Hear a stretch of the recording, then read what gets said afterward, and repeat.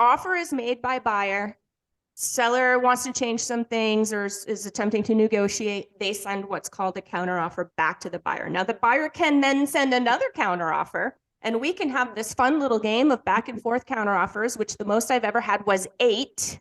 Oh my. Which is a bit incredible. You usually see 2, maybe Two or 3. three. Yeah. But 8 is a little crazy. But that is what the counteroffer document is for, is really to...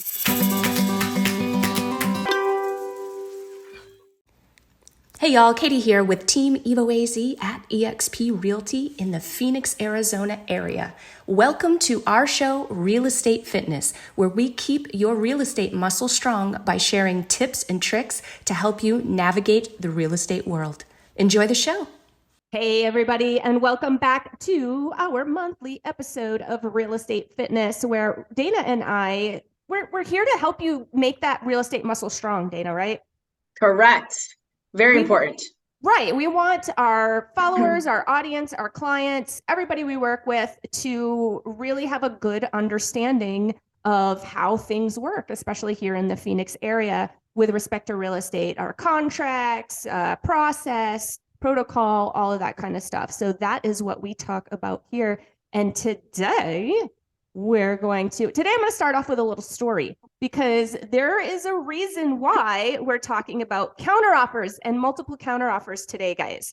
So true story, a couple of weeks ago, I have a client, they're under contract now, but a couple of weeks ago, we were making offers on properties, and we found this property that my clients absolutely loved, like to die for, ticked all the boxes, everything that they wanted, right? And so I called up the other agent, as we often do. Let's get a gauge on what's going on. Let's see what they've got for offers on the table, all that kind of stuff. So then that way we have a better understanding of how we can advise our client, right? And so I called up this other agent and I said, hey, I got clients, they're highly qualified. They're super in love with your property. What do you have on the table? What's been going on? How's activity? And he said, well, I'm sorry, I have a counteroffer out right now.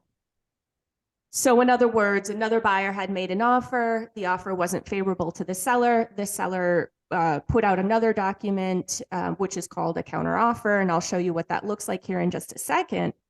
And I said, okay, great. What's the counter at? And he actually told me, which wow, we don't often do. Sometimes that can be detrimental to their clients.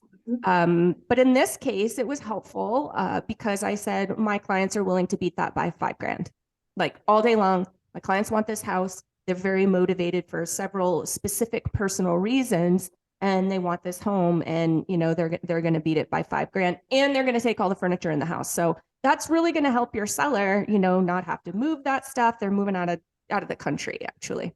Oh, wow. And so I wanted to make it as palatable as possible for the sellers, because I knew that my buyers wanted that property no matter what. And he said to me, well, my counteroffer expires today at 5:00. It was like morning. And, I need to honor that counteroffer, and I need to wait for it to come back. And I said, well, sir, no, you don't. Because it actually specifically says in the contract on the counteroffer document that until that has been signed by the buyers and sent back to you, it doesn't constitute acceptance. Mm-hmm. And you can withdraw at any time and sell the property to somebody else. So why don't you do your sellers a favor, withdraw that counteroffer that, pardon my French, sucks, mm-hmm. and come to my offer where you're going to make $5,000 more, and we're going to take all the furniture off of your hands, which is what they initially had wanted. And he said, gee, I don't think we can do that. And I said, well, sir, you need to look at your counteroffer document because it specifically says it. Let's look, shall we? Let's pull this up. What'd you say? I said, let's pull this document up for everyone today. Exactly. Because I know I'm not crazy. Like, I've been doing this for 17 years. We've done this over 1,200 times. I know what I'm talking about here, people. And so, yes. So very specifically, this is what the AAR counteroffer looks like. That's what we use here in the Phoenix area for our documents, our AAR documents. Arizona Association of Realtors. And right here it says, and I'll read for those of you that are listening, on the podcast versus the video and can't see what I've pulled up. But it says, unless acceptance of this counteroffer is signed by all parties and a signed copy delivered in person by mail, fast missile, who uses fast missile anymore, or electronically, and received by the originating party's broker named in the contract as applicable by X amount of time and day, this counteroffer shall be considered withdrawn. Okay. So if they don't receive it by that time, which is kind of what this guy was going by, right? So he's thinking, hey, I need to honor that time. Well, no, you don't, because at the bottom it says, except as modified by this counteroffer, all other terms and conditions of the above reference offer counteroffer shall remain unchanged and deemed accepted until this counter has been accepted in the manner described above. Okay. So until the buyer has signed it and delivered it to the seller's broker, it is not deemed accepted. Okay. Parties understand, this is the ding, ding, ding. Like, this is the highlight part, okay? The parties understand that the party originating this counteroffer, so in my example, the seller, may withdraw the offer to buy, sell, or lease the premises. Right there in black and white. So, sir, back to my conversation. Do you really want to honor this counteroffer that is not going to be as good for your sellers? And is that really honoring your duty to your sellers? Because our duty is to get the most that we can in the best terms possible for our sellers. This dude, correct, not honoring it. Wow. So what happened? So what ended up happening? So it did end up actually working out for his sellers, because that counteroffer never came back and we got accepted, and away we go. Nice. And we're moving along and we're closing next week. But it could have been real bad for his sellers. I mean, I suppose not earth shattering, but hey, an extra $5,000 in my pocket and making things easier by taking all the furniture off of my hands that I didn't want anyway. Sign me up. So yeah, really, really important to know the totality of the language, not just some of it, all of it. Exactly. So important to work with somebody, guys out there, that maybe you haven't done this before. If you've done this before and been burned, you need an experienced real estate agent on your side. If you haven't done this before, you haven't been through this, you may not know. Your sister's uncle's dog's cousin that just got their license yesterday. It seems perfectly fine to you. It's not. Trust me on this one, guys. This is a major, major purchase. This is a big deal. And it really, really makes a huge difference who you have on your side guiding you. The story I just told you is an absolute God's honest, true story. And we have many of them, Dana. In fact, we'll be sharing more of those wonderful, incredible, I can't believe this is happening in real estate moments. As the podcast unfolds, we'll continue to do that for you guys. Some of this stuff will knock your socks off that people are doing and advising, or not doing and not advising out there. So wild. It is wild. It's absolutely crazy. And you feel so bad for people who just don't know. They don't know better. Yeah, you do. You have to understand these documents inside and out. You really do. Otherwise, to your point, Katie, your client is the one that suffers. Yeah, 100%. You got to know when to use them, how to use them, what they're for, and every single line on that document that you're using. You need to know what it means and how it's going to impact your client now or in the future. Super important.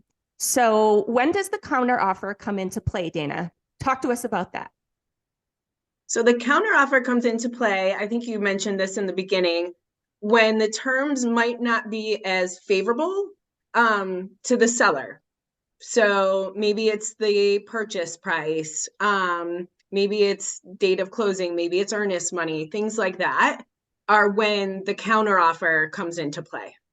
Absolutely. So offer is made by buyer. Seller wants to change some things or is attempting to negotiate. They send what's called a counteroffer back to the buyer. Now the buyer can then send another counteroffer. And we can have this fun little game of back and forth counteroffers, which the most I've ever had was 8. Oh my, which is a bit incredible. You usually see two, maybe two or three. three. Yeah. But 8 is a little crazy.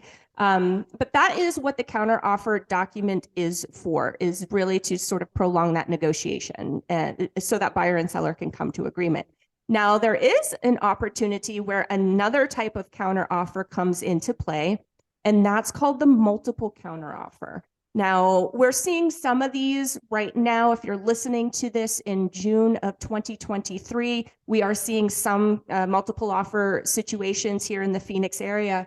But if you are familiar with our market from 2020 to beginning of 2022, we were using these. I mean, it was just so common to see these multiple counteroffers in your file, just because there were so many multiple offers happening. And this is a really great document that sellers will use to counter offer basically every offering party. So if I've got 10 offers on my property and I want to see highest and best from all 10 offers, or I want to see specific terms, specific price from all 10 offers, that's what I'm proposing, in other words. So I'm going to put those terms, or I'm going to put, hey, send us your highest and best on this form right here on line. It gives you an opportunity from line 12 to line 16 to sort of write that out. So I'm going to put that on there. I'm going to send it over to all of the buyer's agents. They're then going to create their response, or they're going to accept the terms and conditions that I've put forth. If that happens, the seller has one more opportunity, because remember, multiples are going out, right? So the seller has one more opportunity here down at the bottom to either respond or to sign the final acceptance. This document typically isn't fully in play until that section has been signed by the seller. And that is your multiple counter offer. Great information for both parties, right? To understand, buyers and sellers. So they know if they get this, then here's what we're looking at. Absolutely. Absolutely. Counteroffer, very, very important. We use them so frequently. Again, it is so important that any representation that you're working with is very, very familiar with how this document works and how to use it, because it could be a bit disastrous if not. Correct. All right, guys. Well, thank you again so much for being with us. That is our show on counter offers today. If you have any questions at all or comments, please comment below. We're pretty good at getting back to you in terms of, with your answers to your questions or with, replies to your comments. We love hearing from our audience. We love hearing from our followers, our clients, our past clients. So definitely do that. You can hop on over to our YouTube channel. There you will find so much content, guys, so much education. You're going to see Dana's Tip Tuesday, which is a weekly tip on Tuesday, has to do with either mortgage or real estate, usually locally based. I mean, you do often talk about things that, could pertain to the country, but oftentimes we're pretty Phoenix local here. That's Tip Tuesday. Again, over on our YouTube channel, we have our monthly market update, keeping you up to speed with hyper local information and statistics, and also kind of our predictions of what's going to happen next. What's to follow, what's the summer going to look like, what's fall going to look like, that kind of thing. We talk about that a lot. We also talk about interest rates and what impacts that quite a bit. So check that out. Our handle is at Team EvoAZ. If you are more of the podcast type and you prefer to listen in your ears, then hop on over to your favorite podcast platform and do a quick search for Arizona Real Estate Radio, where you'll be able to connect with all of our content, all of our educational shows, and us. Thanks, guys. All right, guys. Bye, Dana. Thank you. You're welcome. Bye-bye, guys.